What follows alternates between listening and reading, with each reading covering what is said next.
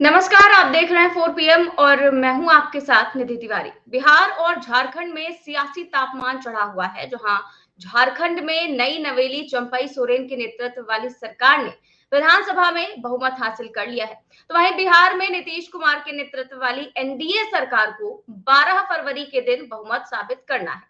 बिहार में सरकार बदल गई, नीतीश कुमार ने पाला बदल लिया, लेकिन उसके बाद से ही जो संकेत सामने आए हैं, उसने एक बार फिर से सोचने को मजबूर कर दिया है कि क्या 12 फरवरी को फिर से बिहार में बाजी पलटेगी।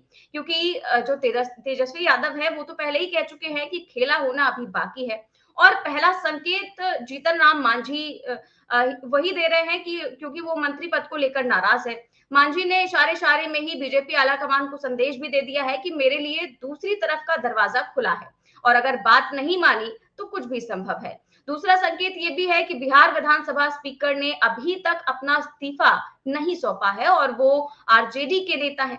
तीसरा संकेत ये है कि अगर बिहार में सब कुछ ठीक है तो आखिर फ्लोर टेस्ट की डेट 2 दिन आगे क्यों बढ़ाई गई। तो बिहार से जो तमाम तरह के संकेत आ रहे हैं वो कह रहे हैं कि बिहार में सब कुछ ठीक नहीं है और इसी को लेकर जो है एबीपी की तरफ से एक सर्वे भी किया गया है। तो तमाम चीजें हैं, तमाम मुद्दे हैं, इन्हीं सब चीजों पर हम चर्चा करेंगे और इस चर्चा में हमारे साथ अभय दुबे सर जुड़े हुए हैं। सर बहुत बहुत स्वागत है आपका। सर बिहार की स्थिति को आप किस तरह से देख रहे हैं? लगातार जो तस्वीरें निकल कर सामने आ रही हैं, जिस तरह से मांझी ने पहले तो 2 मंत्री पद माँगे, उन्हें मिला नहीं। एक ही मंत्री पद मिला और वो भी जो मिला उससे भी वो संतुष्ट नहीं है। वो कह रहे हैं कि मुझे यही विभाग क्यों दिया गया? जो मुझे दिया गया था वही मेरे बेटे के साथ भी हो रहा है। क्या कहेंगे सर? बिहार में भारतीय जनता पार्टी ने नीतीश कुमार का पाला तो बदलवा लिया, लेकिन अपने कार्यकर्ताओं को, एनडीए के अन्य नेताओं को, उनकी पार्टियों को, उनके कार्यकर्ताओं को और यहाँ तक कि नीतीश कुमार की पार्टी के कार्यकर्ताओं को, नीतीश कुमार की पार्टी के नेताओं को, नीतीश कुमार का जो तथाकथित जनाधार है, उसको खुश करने में, संतुष्ट करने में वो पूरी तरीके से नाकाम है। इस वक़्त वहाँ भारतीय जनता पार्टी काफ़ी दुविधा में फँसी नज़र आती है। मैं ये तो नहीं कहूँगा कि मुश्किलों में है, क्योंकि अभी तक ऐसे कोई पुख्ता संकेत नहीं मिले हैं कि लगे कि नीतीश कुमार को विश्वास मत नहीं मिल पाएगा, लेकिन उनके विश्वास मत के ऊपर शंका का एक आध कमजोर सा बादल तो मंडरा ही रहा है। और मैं ये कहूंगा इसी बात को संक्षेप में अगर मुझसे कहा तो मैं कहूंगा कि बिहार में नीतीश कुमार के पाला बदल से केवल भारतीय जनता पार्टी का आला कमान संतुष्ट है। बाकी ना स्थानीय भाजपा संतुष्ट है, ना जनता दल यूनाइटेड संतुष्ट है, न ही जीतन राम मांझी की पार्टी संतुष्ट है, न उपेंद्र कुशवाहा की पार्टी संतुष्ट है, न ही लोक जनशक्ति पार्टी के दोनों धड़े, खासतौर से चिराग पासवान का धड़ा संतुष्ट है। और मुकेश सहनी तो कभी भी अपना पत्ता खोलते ही नहीं है। उनके बारे में पता ही नहीं चलता है कि वो इस तरफ है या उस तरफ है। वो चुप रहते हैं और मौके का इंतजार करते रहते हैं। तो ये स्थिति है बिहार भाजपा में। अब दिक्कत की बात यह है कि भाजपा को भी ये, आप इसी चीज को आप केवल विश्वास मत की राजनीति से थोड़ा परे रख के देखिए कि अच्छा मान लीजिए विश्वास मत प्राप्त हो गया नीतीश को, उसके बाद क्या होगा? उसके बाद लोकसभा चुनाव की राजनीति शुरू होगी। तो क्या भाजपा को पक्का विश्वास है कि नीतीश कुमार के जितने वोट पिछली विधानसभा चुनाव में मिले थे उतने वोट इस बार उन्हें मिलेंगे? पिछले विधानसभा चुनाव में शायद उन्हें 16% के आसपास वोट मिले थे। आज नीतीश कुमार का बड़े से बड़ा समर्थक इस बात की गारंटी नहीं ले सकता कि नीतीश कुमार को वो 16% वोट दोबारा मिल जाएंगे। और उसमें से कितने वोट, जितने वोट नीतीश को मिलेंगे ये किसी को नहीं पता है। और जितने वोट मिलेंगे भी, उतने वोट क्या नीतीश कुमार भारतीय जनता पार्टी के उम्मीदवारों को, जीतन राम मांझी के उम्मीदवारों को, उपेंद्र कुशवाहा के उम्मीदवारों को ट्रांसफर करा पाएंगे?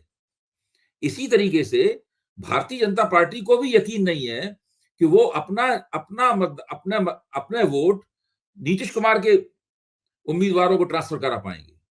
तो जिस बात को लेकर बड़ा उत्साह था उन लोगों के अंदर कि भाई हमने इंडिया गठबंधन को पटक दिया और उसकी हवा निकाल दी, ये वो, जैसे जैसे दिन गुजरते जा रहे हैं वैसे वैसे उनके सामने जो हकीकत भरी राजनीति है वो साफ होती जा रही है कि जैसी दिल्ली में और सब जगह जो एक बड़े सरलीकृत ढंग से बातचीत की जा रही है कि इंडिया गठबंधन बहुत कमजोर हो गया है और अब तो भारतीय जनता पार्टी की बल्ले बल्ले है वगैरह वगैरह। तो परिस्थिति बहुत ही विषम है। हो सकता है कि भारतीय जनता पार्टी अपने कोटे की सीटें जीत जाए, हो सकता है, क्योंकि भारतीय जनता पार्टी के पास एक ऊंची जातियों का ब्राह्मण, बनिया, ठाकुर, भूमिहार, कायस्थ और कुछ कुछ ईबीसी का एक मजबूत जनाधार है जो लगातार उसके साथ रहता है। उसके साथ कुछ ना कुछ नीतीश के वोट मिलेंगे, कुछ ना कुछ जितन मांझी के वोट आएंगे, कुछ ना कुछ कुशवाहा वोट आएंगे, कुछ ना कुछ सहनी के वोट आएंगे, पासवान वोट आएंगे, तो भाजपा हो सकता है अपने उम्मीदवारों को जिता ले। लेकिन नीतीश के हिस्से में जो सीटें आएंगी उसमें नीतीश कुमार को बड़ी हार मिल सकती है। और ये चीज पूरे जो एनडीए का पूरा अभी उन्होंने शिराजा बनाया है, इस शिराजे को, इसकी सफलता को पूरी तरह से संदेह से भर देती है। तो भारतीय जनता पार्टी के लिए बिहार की जमीन आज भी उतनी ही मुश्किल है जितनी मुश्किल वो नीतीश कुमार के पाला बदलने से पहले समझ रही थी। जी, बिल्कुल। लेकिन कहीं न कहीं 12 फरवरी को लेकर अभी भी सस्पेंस बरकरार है और कांग्रेस के जो सभी विधायक हैं, उन्हें भी हैदराबाद शिफ्ट कर दिया गया है। तो ये डर भी है कि बीजेपी कहीं ऑपरेशन लोटस ना कर दे, और डर बीजेपी को भी है कि कहीं लालू यादव कोई खेल ना कर दे। भाई कांग्रेस को डर है, अगर कांग्रेस को ये डर है कि उसके विधायक तोड़ न लिए जाएं, इसलिए उन्होंने उसे एक रिजॉर्ट में ट्रांसफर कर दिया है। तो इस डर की बुनियादी वजह क्या है? इस डर की बुनियादी वजह यह है कि नीतीश कुमार की पार्टी जनता दल यूनाइटेड कभी भी टूट सकती है। वो टूट सकती है क्योंकि उसे राष्ट्रीय जनता दल तोड़ सकता है। उसे नीतीश कुमार से छुटकारा पाने के लिए अगर भाजपा एक बार मन में सोचती है कि नीतीश कुमार से आखिरी बार छुटकारा पा ही लिया जाए, तो वो भी उसको तोड़ सकती है। तो खुद नीतीश कुमार इस संदेह के शिकार हैं। और भारतीय जनता पार्टी अगर 12 तारीख को अपनी इस नई सरकार को विश्वास मत दिलाना चाहती है, शायद इसके लिए भी वो एक पेशबंदी करने के लिए वो चाहती है कि अगर जनता दल यूनाइटेड की पार्टी को आरजेडी की तरफ से तोड़ा जाए, तो वो कांग्रेस के कुछ विधायकों के समर्थन उसे मिल जाए। कांग्रेस छोटी पार्टी है, उसको तोड़ना भारतीय जनता पार्टी के लिए आसान होगा। नीतीश कुमार की पार्टी बड़ी पार्टी है, उसको तोड़ना मुश्किल होगा। तो नीतीश कुमार की पार्टी टूटने के अंदेशे से कांग्रेस पार्टी के टूटने के अंदेशे को जोड़कर देखा जाना चाहिए। जी, बिल्कुल सर। अब सर, झारखंड की बात करें तो वहाँ तो आज बहुमत हासिल कर लिया है चंपई सोरेन ने, और आज हेमंत सोरेन ने अपना भाषण भी दिया, और वो काफ़ी भावुक कर देने वाला एक तरह से भाषण दिया। और साथ ही उन्होंने कई सारे आरोप भी लगाए, ईडी पर हो चाहे भाजपा पर हो। और दूसरा, उन्होंने राज्यपाल पर सबसे बड़ा आरोप लगाया कि जो 31 जनवरी की जो काली रात थी, वो मुझे बहुत दुःख के साथ कहना पड़ रहा है कि उसमें राजभवन भी शामिल था। इस पर क्या टिप्पणी करेंगे सर आप?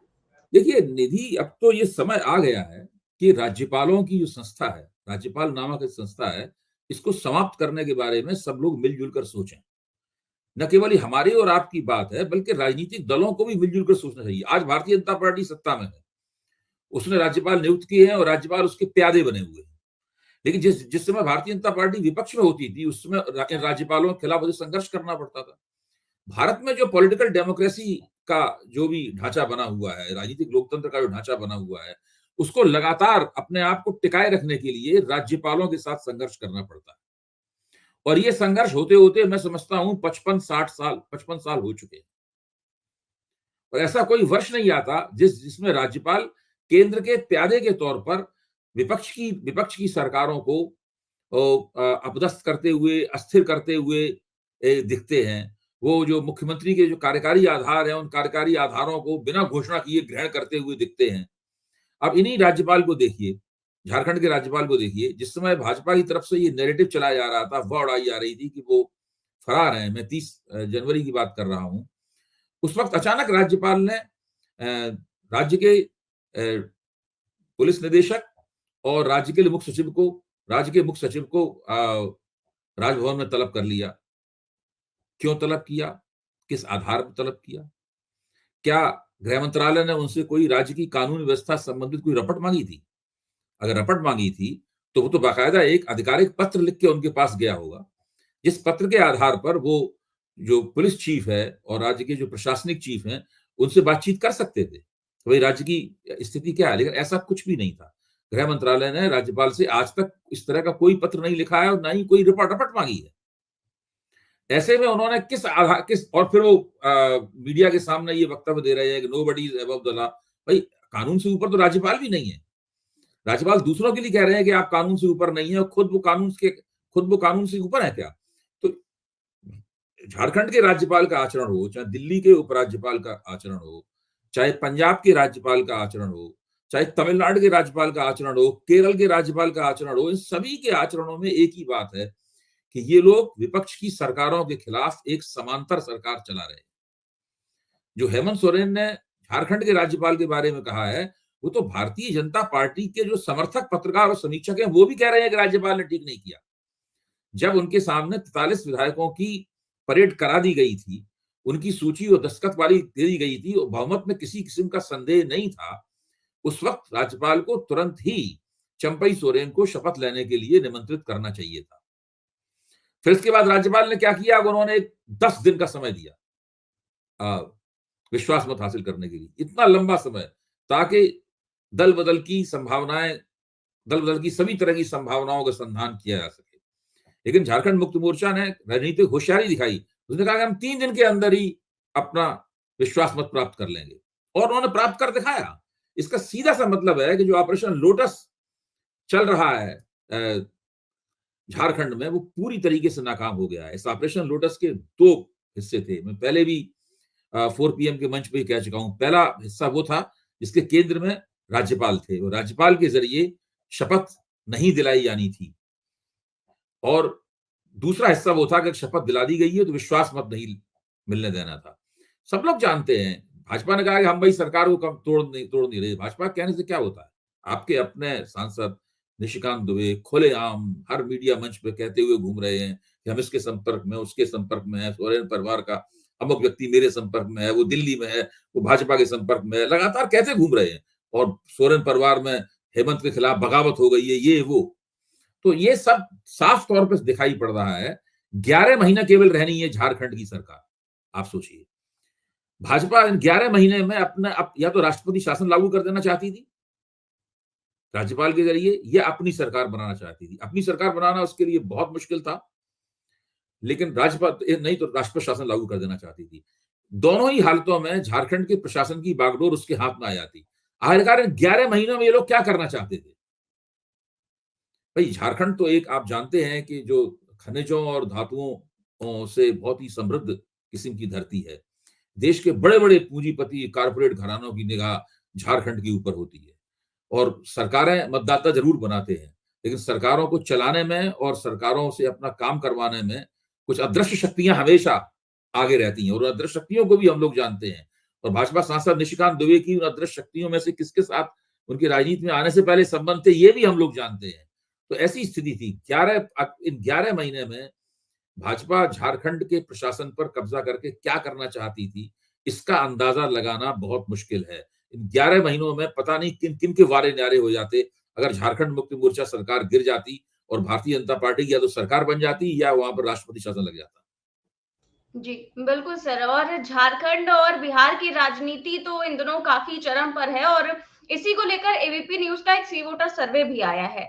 और ये सर्वे आपको क्या लगता है कि एक तरह से इंडिया गठबंधन के लिए, विपक्ष के लिए एक अच्छा संकेत लेकर आया है? निधि, ये सर्वे आंखें खोल देने वाला है, और उन लोगों की आंखें सर्वे को देख के जरूर खुल जाएंगी जो ये मान रहे थे कि नीतीश कुमार के पाला बदलने से विपक्षी एकता का पूरा सपना जो है वो धूल भूसरित हो गया है, और मोदी जी ने विपक्षी एकता के ऊपर अंतिम जीत हासिल कर ली है। ये सर्वे बताता है कि बिहार के 52% से ज्यादा लोग ये मानते हैं कि तेजस्वी यादव भारतीय जनता पार्टी को नीतीश कुमार के पाला बदलने के बावजूद बहुत करारी टक्कर दे सकते हैं। बहुत ज्यादा लोग ये मानते हैं कि नीतीश कुमार ने अपनी कुर्सी बचाने के लिए ये पाला बदला। फिर जब समीक्षकों से पूछा जाता है कुर्सी में खतरा क्या था, तो कोई नहीं बता पाता कि उनकी कुर्सी में खतरा क्या था, क्योंकि आरजेडी के साथ तो उनकी कोई खटपट चल नहीं रही थी। तो इस पूरे मसले में सबसे ज्यादा अगर किसी व्यक्ति की छवि खराब हुई है तो वो नीतीश कुमार हैं, और सबसे ज्यादा अगर किसी की रणनीति पर सवालिया निशान लगा है तो वो भारतीय जनता पार्टी का आला कमान है। भारतीय जनता पार्टी का मैं मानता हूं जो स्थानीय नेतृत्व है वो भी नहीं चाहता था कि इस प्रकार की राजनीति खेली जाए। बिल्कुल सर, बिल्कुल ठीक कह रहे हैं आप। और अभी सर, जो पीएम मोदी हैं वो भाषण दे रहे थे लोकसभा में, और क्योंकि वो राष्ट्रपति के अभिभाषण पर धन्यवाद प्रस्ताव का वो जवाब दे रहे थे। लेकिन यहाँ पर भी उन्होंने जवाब देने की बजाय, अपनी योजनाओं का बखान करने की बजाय विपक्ष को कोसना ही सही समझा। और यहाँ पर भी वो कह रहे हैं कि नेता तो बदल गए, लेकिन टेप रिकॉर्डर वही बज रहा है, पुरानी ढपली, पुराना राग, इस तरह की बात उन्होंने कही। साथ ही वो ये भी कह रहे हैं कि कांग्रेस को एक अच्छा विपक्ष बनने का अवसर मिला था, लेकिन उसने खो दिया और अब ये नौबत आ गई है कि कांग्रेस की दुकान पर ताला लग जाएगा। इस पर क्या कहेंगे सर? भाई ये तो उनका लक्ष्य है ही। जब वो कहते थे कांग्रेस मुक्त भारत बनाया जाए, तो मतलब तो यही है उसका, क्योंकि कांग्रेस की दुकान पे ताला लग जाए, यानी पार्टी के पास सांसद न रह जाए। अब इस बार कहा, भाजपा वाले कह रहे हैं कि भाई पिछली बार 52 सीटें आई थी, इस बार कांग्रेस की 25 से कम सीटें कर देनी है, ऐसा वो कह रहे हैं। खैर, ये तो चुनाव नतीजे बताएंगे कि कांग्रेस की दुकान पे ताला लगेगा या क्या होगा। लेकिन अभी ये दिखाई पड़ रहा है कि मैं कांग्रेस को केवल अकेले नहीं देख रहा हूं, मैं देख रहा हूं कि जितना भी गैर भाजपा विपक्ष है, उसमें कुछ एक क्षेत्रीय शक्तियों को छोड़कर, जो कि भारतीय जनता पार्टी के साथ में पीठ पीछे या खुला समझौता किए हुए हैं, जिसमें एक बीजू जनता दल है, जिसके अंदर एक जगन मोहन रेड्डी की वाईएसआर कांग्रेस है, और जिसके अंदर चंद्रशेखर राव की तेलंगाना राष्ट्र समिति है, भारत राष्ट्र समिति है। ये 3 क्षेत्रीय शक्तियां जो हैं वो एनडीए में आधिकारिक रूप से नहीं है, लेकिन उसके साथ में समझौता किए हुए हैं। इसके अलावा देश में जितनी भी गैर भाजपा राजनीतिक शक्तियां हैं, वो सब भारतीय जनता पार्टी को किसी न किसी रूप में हराने के लिए काम कर रही हैं। हो सकता है कि ऊपर से देख, जिस प्रकार का आदर्श गठजोड़ हम लोग देखना चाहते थे, जिस प्रकार की आदर्श विपक्षी एकता हम लोग देखना चाहते थे, वो विपक्षी एकता न बन पाई हो। लेकिन राज्यों के स्तर पर भारतीय जनता पार्टी को हराने के लिए ये सब लोग लगे हुए हैं, और इस पहली बार न 2014 में था, न 2019 में था। मुझे लगता है कि 2024 में विपक्षी एकता का सूचकांक होगा, वो 2019 से निश्चित रूप से बेहतर होगा। हर राज्य में वो सूचकांक अलग अलग होगा। मैं ये नहीं कह रहा हूं उसका कोई एक नेशनल इंडेक्स हम बना सकते हैं विपक्षी एकता की, लेकिन हर राज्य में जो इंडेक्स होगी, वो इंडेक्स अलग अलग तरह की होगी, और उसी प्रकार से भारतीय जनता पार्टी को नुकसान होगा। अब आप झारखंड को देख लीजिए। झारखंड में जो इस्तीफा देने के बाद में, और अपने भाषण में, इसको जो आपने इस भाषण का भी आपने जिक्र किया, और चंपई सोरेन के भाषण में लगातार इस बात पर जोर दिया जा रहा है कि आदिवासियों के साथ ठीक नहीं किया जा रहा है। आदिवासी भोले भाले और मासूम होते हैं, उनके साथ ठीक नहीं किया जा रहा है, उनके नेतृत्व को परेशान किया जा रहा है। उनकी जो नुमाइंदगी करने वाली सरकार है, उसको अस्थिर करने की कोशिश की जा रही है। तो झारखंड में कम से कम 5 या 6 ऐसी सीटें हैं, 14 सीटें कुल मिलाकर झारखंड में लोकसभा की आती हैं, इसमें शायद पिछली बार 11 भारतीय जनता पार्टी ने जीती थी।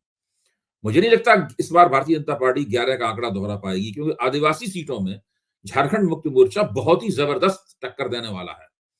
इस वक्त आदिवासियों के बीच में ये संदेश बहुत जबरदस्त तरीके से गया है, और न केवल जो हेमंत सोरेन के साथ इन लोगों ने जो सुलूक किया है, वो उड़ीसा की आदिवासी बेल्ट में भी जाएगा।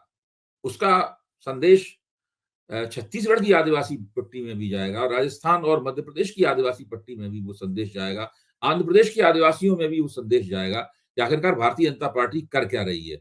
इसलिए ये मान लेना कि केवल आपने स्थानीय स्तर पर कुछ नेताओं को प्रबंधित कर लिया, कुछ से पाला बदलवा लिया, कुछ को इंडिया गठबंधन में जाने से रोक लिया, ऐसे मायावती को नहीं जाने दिया इंडिया गठबंधन में भारतीय जनता पार्टी ने, तो ऐसा करने से इनका जो माइक्रो मैनेजमेंट है 2024 के चुनाव का, वो कंप्लीट हो गया है। मैं ऐसा नहीं मानता हूं। मैं मानता हूं इस तरह के माइक्रो मैनेजमेंट जब यथार्थ की कसौटी पर कसे जाते हैं तो अक्सर कमजोर साबित होते हैं।